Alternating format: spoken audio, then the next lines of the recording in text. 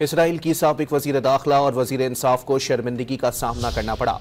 Australia ने elite शेहिट की visa की दरखास्त मुस्तरद कर दी।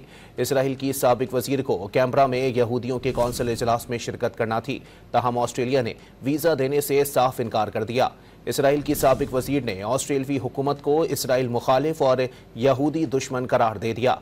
कहा कि यह ऑस्ट्रेलवी जमहूरियत के लिए स्याह दिन है क्योंकि उन्होंने गलत रुख का इंतखाब किया। रिपोर्ट्स के मुताबिक एलीट शेहिट माजी में फ़लस्तीनियों की गजा पट्टी से मुकम्मल खात्मे का मुतालबा कर चुकी है। इसराइल की साबिक वजीर दाखिला और वजीर इंसाफ को शर्मिंदगी का सामना करना पड़ा। ऑस्ट्रेलिया ने एलीट शेहिट की वीज़ा की दरखास्त मुस्तरद कर दी।